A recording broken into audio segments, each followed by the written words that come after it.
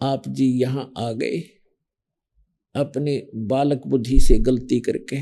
जितने भी चींटी से लेकर हाथी तक, रंग से लेकर राजा तक, देवता ब्रह्मा विष्णु महेश तक, दुर्गा और इस ज्योत निरंजन तक, हम सभी वहां रहा करते थे, सतलोक में रहा करते थे। आपके सभी मकान वहां खाली पड़े, महल।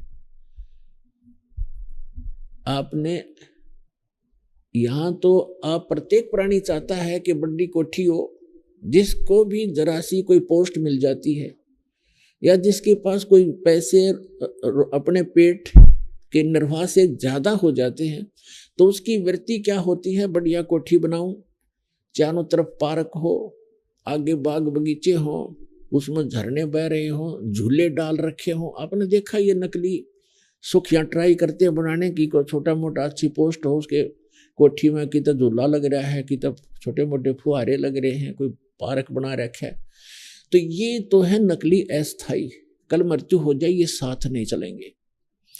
और सतलोक के अंदर बहुत लंबे चौड़े आपके प्रत्येक का अलग अलग दूर दूर स्थान है, अलग अलग बाग बगीचे हैं, हर तरफ सदा बाहर उसमें फल लगे रहते हैं, फुहारे छूट रहे होते हैं, हीरे पन्ने लालों के तो वहां पर पहाड़ हैं, जैसे यहाँ पत्थर के पहाड़ हैं।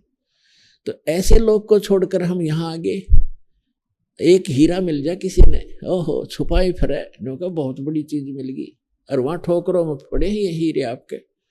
तो कहने का भाव ये है कि हम उस सुख में स्थल को छोड़कर अपनी बालक बुद्धि से गलती से यहां फंस गए, और यहां से निकालने का तरीका केवल वो समर्थ ही बताता है। ये काल भगवान हमें इस ज्ञान का पता नहीं लगने देता। परमेश्वर ने जब हम गलती करके आए थे, उसी समय कुछ समय के उपरांत ये पूरा ज्ञान, सूक्ष्म वेद इंक्लूडिंग चारों वेद, ये सारा ज्ञान भेज दिया था, फैक्स कर दिया था इस काल यानी सर्वपुरुष ज्योत स्वरूपी निरंजन के अंतःकरण में। और इसने जब अपने आप, जैसे किसी को उल्टी गिरती है उसके बस की बात नहीं रोक ले, जैसे छींक आती है तो छींकों को रोक नहीं सकता कोई, तो इसी प्रकार परमात्मा ने ऐसी व्यवस्था करके इसके शरीर में भेज दिया। कुछ समय के बाद इसने ऐसी छींक आई और एकदम ये चारों वेद बाहर आ गए, समुद्र के ऊपर गिर गए, एक सुंदर सुसज्जित ट्रे के ऊपर। इसने चारों वेद उठाए, ये कम एक ही वेद था ये, इसने उसको पढ़ा, फिर इसने देखा कि इसके अंदर उस परमात्मा की पूरी जानकारी है, उस सतलोक की जानकारी है, वहां की व्यवस्था की जानकारी है, और मेरे अंतर्गत जितने प्राणी हैं इनको वो पता लग गया थे, सब भाग जाएंगे, और तेरे को श्राप लगा, इसको श्राप लगा है इसकी गलती से 1,00,000 मानव शरीरधारी प्राणियों का नियत आहार करने का। तो इसको इस उद्देश्य से इसने उस सूक्ष्म वेद का वो पार्ट, वो अंग उसको निकाल दिया उसमें से, जिसमें उस लोक की जानकारी और उस भक्ति की विधि थी, वो थी भले ही कोड वर्ड्स में।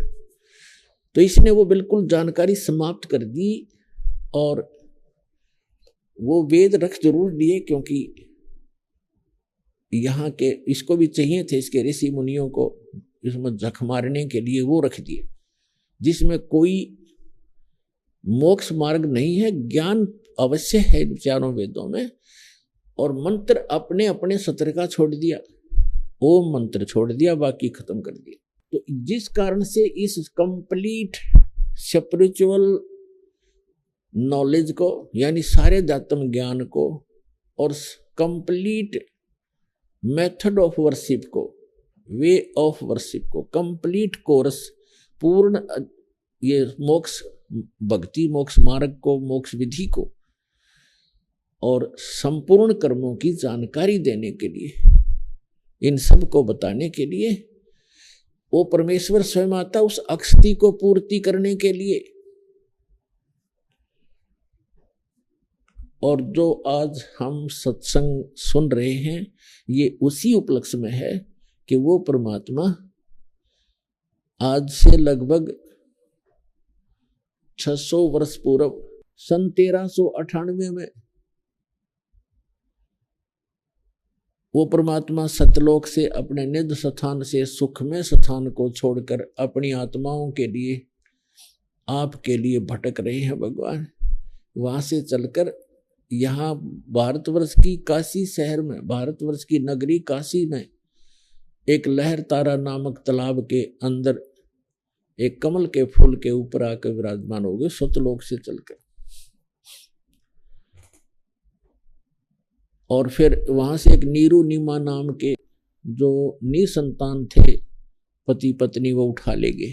परमात्मा की परवरिश की लीला उन्हीं के माध्यम से हुई। और वो जुलाहे थे, कर्म से जुलाहे थे, जिस कारण से परमात्मा भी जुलाहा कहलाए। वो भी वही कर्म करते थे, क्योंकि परमात्मा, जैसे बहुत बार दास बताता रहा है कि परमात्मा हमारी 3 स्थिति में हम सबकी केयर टेक करता है, देखभाल करता है। एक स्थिति में तो परमात्मा सतलोक में एक बहुत बड़े गुम्बज के अंदर, मंदिर नुमा एक बहुत बड़ा गुम्बज है, उसके मध्य में एक सिंहासन पर विराजमान है, तख्त पर, सिंहासन पर, तख्त पर, और सिर पे मुकुट है मालिक का। ऊपर एक बहुत बड़ा सफेद छत्र है। वहां जैसे राजा विराजमान होते हैं ऐसे बैठे हैं, और उनके एक रोमकूप में करोड़ सूर्य करोड़ चंद्रमा मिला दे, इतनी रोशनी उनके एक रोमकूप की समझो, और पूरी बॉडी की कितनी होगी अंडरस्टूड है। एक स्थिति तो वो है, और इसका प्रमाण वेदों में भी है। ऋग्वेद मंडल नंबर 9 सूक्त 1 मंत्र 8 और 9 में, 8 में कहा है कि वो 3 स्थिति के शरीर के माध्यम से परमात्मा आपको संभालता है, धारण पोषण करता है।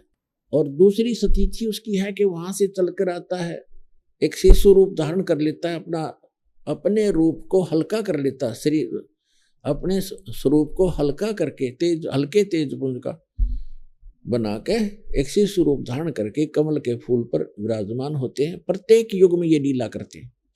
वहां से उनको निसंतान दंपति उठा ले जाते हैं। धीरे धीरे उसी व्यवसाय में जिस कर्म को वो करते थे, उसी कर्म को करते हुए परमात्मा हमें ये दिखाते हैं कि परमात्मा पाने के लिए, सतलोक जाने के लिए हमने गणे धन की आवश्यकता नहीं है। फिर भी आपके संस्कार में ज्यादा भी है तो उसको सदुपयोग करें, दुरुपयोग ना करो, उसमें भूला नहीं। परमात्मा की भूल नहीं गिरनी चाहिए, चाहे कितना धनी हो, चाहे कितनी बड़ी पोस्ट हो। उसको याद रखना चाहिए कि मृत्यु भी होती है, यहाँ से जाना भी होता है, तो तब फिर वो व्यक्ति गलती नहीं करता। तो दूसरी स्थिति ये परमात्मा के चारों युगों में आते हैं और ऐसी लीला करते हैं। और तीसरी स्थिति ये है कि वो जब चाहे कभी भी एक साधु महात्मा का रूप बना करके या कोई भी रूप बना करके अच्छी आत्माओं को मिलते हैं, उनको सत उपदेश देते हैं, सतलोक ले जाते हैं, वापस छोड़ते हैं, उनको अपने से परिचित कराते हैं। फिर वो महापुरुष परमात्मा को साक्षात देखकर वहां जहां वो रहता है उस सारी व्यवस्था को देख करके, और जो विधि वो बताता है उनको भक्ति करने की, क्योंकि वो जगत गुरु भी है, तो वो संत उसी साधना को करते हैं जो भगवान बताते हैं।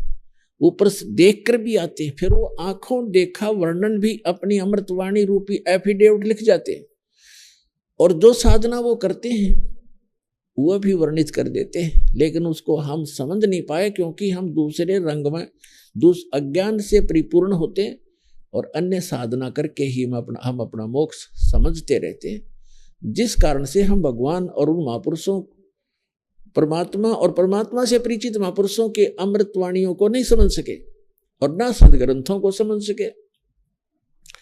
तो परमात्मा कहते उनमें से किन किन को मिले हैं भगवान, जो तीसरी स्थिति में आते हैं कि कभी भी आकर के किसी साधु संत महात्मा का रूप बना करके किसी भी अच्छी आत्मा, दृढ़ आत्मा, अच्छी भक्त को, दृढ़ भक्त को मिलते हैं, उनको तत्व ज्ञान, यथार्थ ज्ञान से परिचित कराते हैं। तो उनमें से कौन कौन है जो दास के नॉलेज में है? आदरणीय धर्मदास साहिब जी बांधवगढ़ वाले, आदरणीय मलुकदास साहिब जी, आदरणीय नानक साहिब जी जो सिख धर्म के प्रवर्तक हैं, जिनको भगवान सीधे आके जिंदा महात्मा के रूप में मिले हैं इस कलयुग में। आदरणीय दादू साहिब जी, आदरणीय गरीबदास साहिब जी, गांव छुड़ानी, जिला झज्जर, हरियाणा वाले। आदरणीय गीसा दास साहिब जी, गांव खेखड़ा, अब तो जिला बागपत हो गया बताते हैं, पहले जिला मेरठ था, उत्तर प्रदेश वाले। और आदरणीय स्वामी रामानंद जी ब्राह्मण थे, पंडित, बड़े विद्वान, वेदों के और गीता के माने जाते थे, काशी में रहते थे। 5 वर्ष की आयु में परमात्मा उनको मिले थे।